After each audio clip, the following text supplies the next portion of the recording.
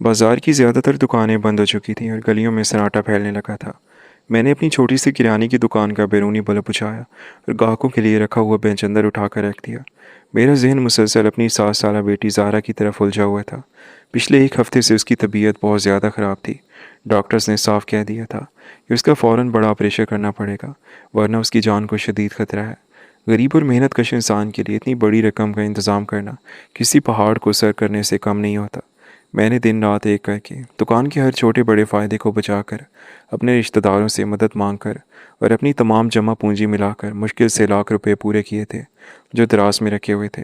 कल सुबह मुझे ये रकम अस्पताल में जमा करवानी थी, ताकि ज़ाहरा के इलाज का सिलसिला शुरू हो सके। मैंने एक गहरी सांस ली और अपने थके हुए वजूद को संभालते हुए शटर नीचे करने के लिए हाथ बढ़ाया। उसी लम्हे दो जवान लड़के दुकान के अंदर दाखिल हो गए। उनके चेहरों पर रुमाल बंधे हुए थे और उनकी आंखों में अजीब सी सनसनी और बेबाकी थी। इससे पहले कि मैं उनसे कुछ पूछता या बात समझ पाता, एक लड़के ने अपनी जर्सी की जेब से पिस्तौल निकाला और सीधा मेरे सीने पर तान दिया। दूसरे ने जल्दी से दुकान का शटर आधा नीचे गिरा दिया, ताकि बाहर से गुजरने वाला कोई शख्स अंदर का मंजर ना देख सके। पिस्टल देखकर मेरा पूरा जिस्म खौफ से कांपने लगा। गले में जैसे अल्फाज खुश्क हो गए। पिस्तौल वाले लड़के ने गुस्से और जल्दी में कहा कि खामोशी से दराज में जितना पैसा है हमारे हवाले कर दो।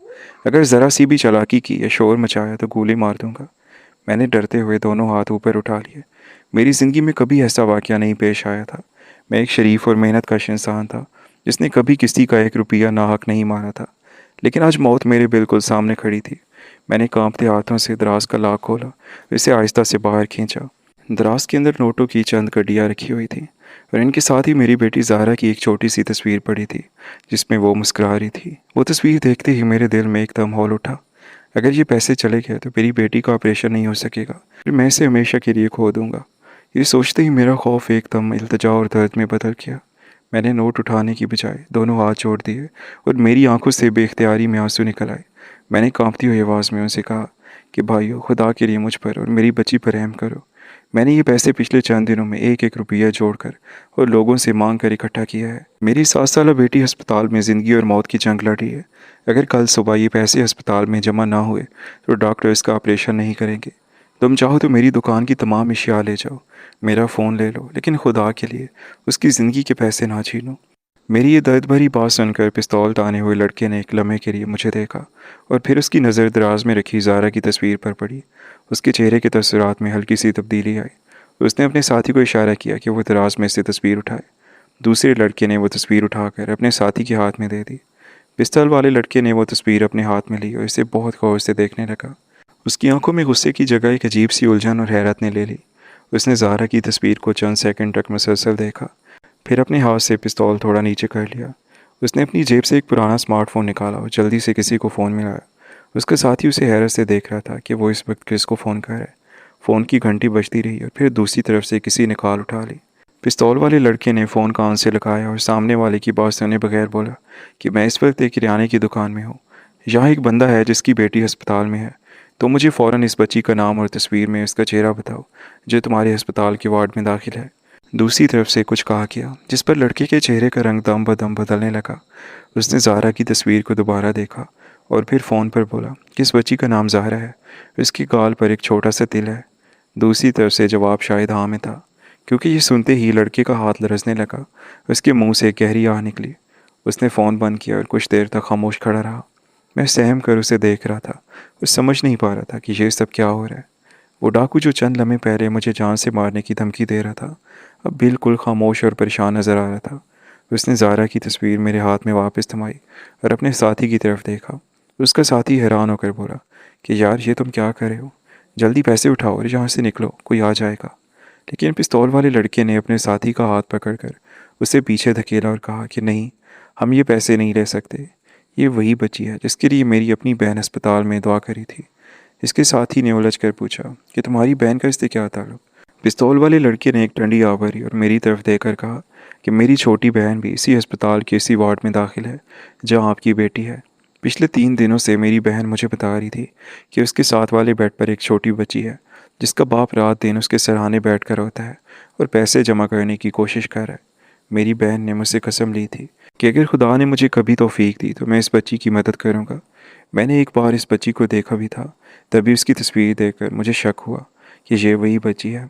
ये बात सुनकर मेरे दिल पर जो बोझ था वो अचानक एक अजीब से एहसास में बदल गया।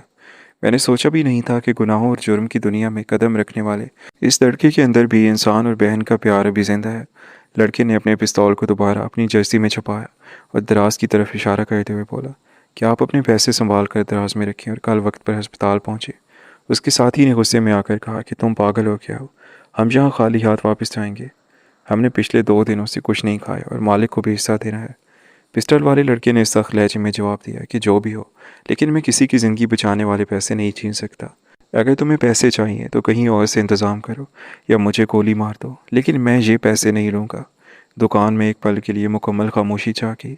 मैं हैरत और शुक्रगुजारी की मिली जुली कैफियत में इन दोनों को देख रहा था। पिस्टल वाले लड़के ने अपनी जेब में हाथ डाला और चंद मुड़े तड़े नोट निकाले, जो कुल मिलाकर 2-3 हज़ार रुपये होंगे। उसने वो पैसे मेरे काउंटर पर रख दिए और कहा कि चचा, ये मेरी तरफ से अपनी बेटी की दवा के लिए रख लो। मैं कोई अच्छा इंसान नहीं हूँ, हालात ने मुझे इस रास्ते पर धकेल दिया है, मगर अभी इतना बेहिस भी नहीं हुआ। ये कहकर उसने अपने साथी को बाजू से पकड़ा और शटर ऊपर करके दुकान से बाहर निकल गया। वो दोनों अंधेरी गली में गायब हो गए और मैं वहीं काउंटर के सहारे खड़ा रहा। मेरी आंखों से मुसलसल आंसू बह रहे थे, लेकिन ये आंसू खौफ के नहीं, बल्कि अल्लाह ताला की कुदरत और इंसान के अंदर छुपी हुई नेकी पर हैरत के थे। मैंने फ़ौरन दराज बंद की, ज़ाहरा की तस्वीर को चूमा और दुकान का शटर गिराया। घर पहुंचकर मैंने अपनी बीवी को पूरा वाक़या सुनाया तो वो भी ज़ारो कतार हो पड़ी। हम दोनों ने रात भर नमाज अदा की और अल्लाह ताला का शुक्र अदा किया, जिसने एक डाकू के दिल में भी हमारे लिए रहम डाल दिया। अगली सुबह सूरज निकलने से पहले ही मैं बिस्तर से उठ गया। मेरी आंखों में रात भर की जागने की वजह से सुर्खी थी, लेकिन दिल में एक अजीब सा सुकून और उम्मीद की किरण रोशन थी। मैंने दराज से वो तमाम रकम निकाली, एक बार फिर से इसे अच्छी तरह से गिना और एक पुराने कपड़े के थैले में संभाल कर रख दिया। मेरी बीवी ने मुझे नाश्ते के लिए पूछा, लेकिन मेरा दिल किसी चीज़ को नहीं चाह रहा था। मेरा वाहिद मकसद जल्द अज जल्द अस्पताल पहुंचकर रकम जमा करवाना और ज़ारा का ऑपरेशन करवाना था। मैं घर से निकला और तेज़ कदमों से बस स्टॉप की तरफ चल पड़ा। सुबह की ठंडी हवा मेरे चेहरे से टकरा रही थी और हर कदम के साथ मुझे पिछली रात का वो वाक़या याद आ रहा था, जब पिस्तौल का रुख मेरी तरफ था और मौत चंद इंच के फासले पर खड़ी थी। अल्लाह ताला ने किस तरह एक डाकू के दिल को बदल दिया और मेरी बेटी के इलाज की रकम को महफूज रखा, ये सोचकर ही मेरी आंखें बार बार नम हो जाती थी। तकरीबन आधे घंटे का सफ़र तय करने के बाद मैं शहर के सबसे बड़े सरकारी अस्पताल पहुंच गया। अस्पताल की इमारत पुरानी और काफ़ी बड़ी थी, जहां सुबह से ही मरीज़ों और उनके लवाहिकीन का हुजूम लगा हुआ था। राहदारियों में हर तरफ बीमारी, तकलीफ़ और परेशानी के साए लहराते दिखाई देते थे। मैं सीधा चलता हुआ बच्चों के वार्ड की तरफ गया, जहाँ मेरी बेटी ज़ाहरा पिछले 4 दिनों से दाखिल थी। वार्ड का दरवाज़ा खोलकर जब मैं अंदर दाखिल हुआ तो ज़ाहरा बेड पर लेटी हुई थी। उसके छोटे से हाथ में ड्रिप लगी हुई थी और चेहरा बीमारी की वजह से पीला पड़ चुका था। मुझे देखते ही उसके मुरझाए हुए चेहरे पर एक हल्की सी मुस्कुराहट उभरी। उसने बिल्कुल मध्यम आवाज़ में कहा कि पापा, आप आ गए। मैंने आगे बढ़कर उसके माथे पर बोसा दिया और उसका छोटा सा हाथ अपने हाथों में थाम लिया। मैंने उसे हौसला दिया कि बेटा, आज तुम्हारा ऑपरेशन हो जाएगा और फिर तुम बिल्कुल ठीक होकर घर चलोगी। उसी लम्हे मेरी नज़र साथ वाले बेड पर पड़ी। वहाँ एक 16-17 साल की लड़की लेटी हुई थी, जिसके चेहरे पर गहरी खामोशी और हमदर्दी थी। ये वही लड़की थी जिसका जिक्र पिछली रात इस डाकू ने किया था। मैंने इस लड़की को देखा तो उसने बहुत एहतराम से मुझे सलाम किया। उसके सिरहाने उसकी बूढ़ी माँ बैठी हुई थी, जो काफ़ी परेशान नजर आ रही थी। मैंने आगे बढ़कर उनका हाल अहवाल पूछा। लड़की की माँ ने एक ठंडी आह भरी और बताया कि उसकी बेटी के गुर्दे में तकलीफ़ है और डॉक्टर्स ने कुछ दवाइयाँ और टेस्ट देकर दिए हैं, लेकिन उनके पास इतने पैसे नहीं हैं कि वो इलाज जारी रख सकें। उनका बड़ा बेटा कहीं मजदूरी करता है और वही घर का वाहिद सहारा है, लेकिन वो भी पिछले 2 दिनों से घर नहीं आया और उनका फ़ोन भी नहीं उठा रहा। ये बात सुनते ही मेरे जहन में फ़ौरन पिछली रात का वो नौजवान आ गया, जिसने मुझ पर पिस्तौल तानी थी। मुझे अंदाज़ा हो गया कि वो लड़का अपने घर वालों की नज़र में शायद मजदूरी कर रहा था, लेकिन हालात की सख्ती और पैसों की ज़रूरत ने उसे जुर्म की दुनिया में धकेल दिया था। मैंने इस बूढ़ी औरत को हौसला दिया और कहा कि अल्लाह ताला पर भरोसा रखें, सब ठीक हो जाएगा। आपका बेटा जल्द ही वापस आ जाएगा। इसके बाद मैं अस्पताल के काउंटर की तरफ चला गया ताकि ज़ाहरा के ऑपरेशन की फीस जमा करा सकूं। काउंटर पर काफ़ी लंबी लाइन लगी हुई थी। मैं अपनी बारी का इंतज़ार करने लगा। दिल में एक ही ख्वाहिश थी कि किसी तरह तमाम कागजात मुकम्मल हो जाएं और डॉक्टर ऑपरेशन की तारीख और वक्त तय कर दें। तकरीबन 1 घंटे के इंतज़ार के बाद मेरी बारी आई। मैंने थैले से पैसे निकालकर काउंटर पर बैठे हुए क्लर्क के सामने रखे। उसने पैसे गिने, रसीद काटी और मुझसे कहा कि ये रसीद ले जाकर चाइल्ड वार्ड के डॉक्टर को दिखा दें। मैंने शुक्र की सांस दी और रसीद हाथ में लिए तेज़ी से डॉक्टर के टेस्ट रूम की तरफ भागा। डॉक्टर साहब ने रसीद देखी, फ़ाइल चेक की और मुझसे कहा कि पैसे जमा हो गए हैं। اب ہم دوپہر 2 بجے زہرا کو آپریشن تھیٹر میں لے جائیں گے۔ آپ جا کر کوئی ضروری دوائیں اور سرجیکل سامان باہر کے میڈیکل سٹور سے خرید لائیں۔ میں نے ڈاکٹر صاحب کی بات سن کر سر ہلا دیا اور فوری طور پر دکان کی طرف چلا گیا۔ دوپہر کے 1 بج رہے تھے اور اسپتال کے اندر لوگوں کی آمد و رفت بڑھتی جا رہی تھی۔ میں نے دوائیاں خریدی اور واپس وارڈ میں آ گیا۔ زہرا کو آپریشن تھیٹر لے جانے کی تیاریاں شروع ہو چکی تھیں۔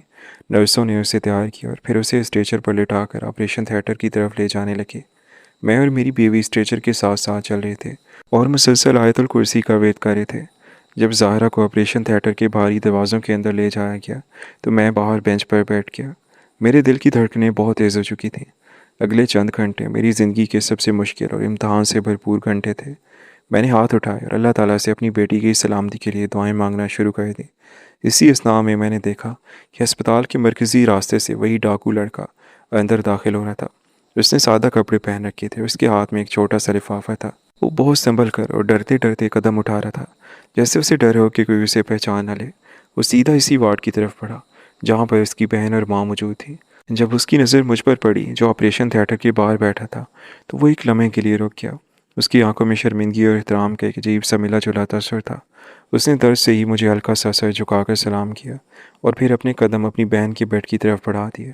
میں نے بھی اسے دیکھ کر اپنے دل میں اس کے لیے دعا کی، کیونکہ اگر وہ پچھلی رات مجھ پر رحم نہ کھاتا تو شاید آج میری بیٹی آپریشن تھیٹر کے اندر نہ ہوتی۔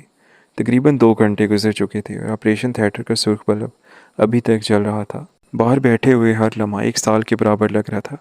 میں بار بار دیوار پر لگی گھڑی کی طرف دیکھتا اور پھر خدا سے رو لگاتا۔ تقریباً 3 گھنٹے کے طویل انتظار کے بعد آپریشن تھیٹر کا سرخ بلب بجھ گیا اور ڈاکٹر صاحب مسکراتے ہوئے باہر آئے۔ انہوں نے میرے کندھے پر ہاتھ رکھ کر کہا، مبارک ہو چچا، آپریشن بالکل کامیاب رہا ہے اور آپ کی بیٹی اب خطرے سے باہر ہے۔ یہ سنتے ہی میری آنکھوں سے شکر کے آنسو بہہ نکلے۔ میں نے وہیں سجدے میں گر کر اپنے رب کا بے حد شکر ادا کیا جس نے میری بچی کو نئی زندگی دی تھی۔ زہرا کو روم میں منتقل کرنے کے بعد جب وہ ہوش میں آ گئی اور میں مطمئن ہوا تو میں نیچے وارڈ کی طرف گیا۔ وہاں وہ لڑکا اپنی بہن کے بیڈ کے پاس کھڑا تھا۔ میں آہستہ سے چلتا ہوا اس کے قریب گیا، اس کے کندھے پر ہاتھ رکھا۔ وہ چونک کر مڑا اور ڈر کر مجھے دیکھنے لگا۔ میں نے اس کا ہاتھ اپنے ہاتھوں میں لیا اور نرمی سے کہا، بیٹا میں نے تمہیں پہچان لیا ہے۔ اگر کل رات تمہارے دل میں اللہ تعالیٰ رحم نہ ڈالتا تو آج میری بیٹی کا کامیاب آپریشن نہ ہوتا اور شاید میں اپنی بچی کو کھو دیتا۔ لیکن دیکھو، تم کوئی برے انسان نہیں ہو، تم اپنی بیمار بہن اور بوڑھی ماں کا واعظ سہارا ہو۔ اس ظلم اور جرم کی دنیا کو ہمیشہ کے لیے خیر بات کہہ دو۔ اگر کل کو کسی واقعے میں تم پولیس کے ہتھے چڑھ گئے یا مارے گئے تو ان کا کیا ہوگا؟ ان کا سہارا کون بنے گا؟ یہ سن کر اس لڑکے کی آنکھیں نم ہو گئیں۔ اس نے شرمندگی سے سر جھکا لیا۔ اس نے گہری سانس دی اور بولا، چچا میں حالات سے مجبور تھا، لیکن سچ یہ ہے کہ میرا اپنا دل بھی اس راستے سے مطمئن نہیں تھا۔ مجھے احساس ہو گیا تھا کہ اگر میں چوری اور ڈاکے کے پیسوں سے اپنی بہن کا علاج کرواتا تو رب کی سخت ناراضگی مول لیتا۔ میں نے بھی اس گناہ کی دنیا میں قدم رکھا ہی تھا، لیکن آج میں اسے ہمیشہ کے لیے خیر بات کہہ دیا ہے۔ اس نے میری طرف دیکھا اور ایک ہلکی سی مسکراہٹ کے ساتھ بتایا، اللہ تعالیٰ نے میرے لیے حلال کا ایک راستہ نکال دیا ہے۔ اسپتال میں ایک شدید بیمار اور مرتے ہوئے شخص کو کڈنی کی اشد ضرورت تھی۔ میں نے اپنی مرضی سے اسے اپنا ایک کڈنی عطیہ کرنے کا فیصلہ کیا ہے۔ ان لوگوں سے بات طے ہو گئی ہے اور انہوں نے مجھے کچھ پیسے ایڈوانس دے دیے ہیں جس سے میں اپنی بہن کا باقاعدہ علاج کرواؤں گا۔ باقی رقم آپریشن کے بعد ملے گی، جس سے میں اپنا کوئی چھوٹا موٹا کاروبار کروں گا۔ اس کی باتیں سن کر میرا دل خوشی سے بھر گیا۔ میں نے آگے بڑھ کر اسے گلے سے لگا لیا۔ جس لڑکی کے ہاتھ میں کل رات پستول تھا، آج اس کے دل میں قربانی اور حلال رزق کمانے کا جذبہ تھا۔ اللہ تعالیٰ واقعی اپنے بندوں کی ہدایت اور ان کے رزق کے لیے ایسے راستے بناتا ہے جن کا انسان گمان بھی نہیں کر سکتا۔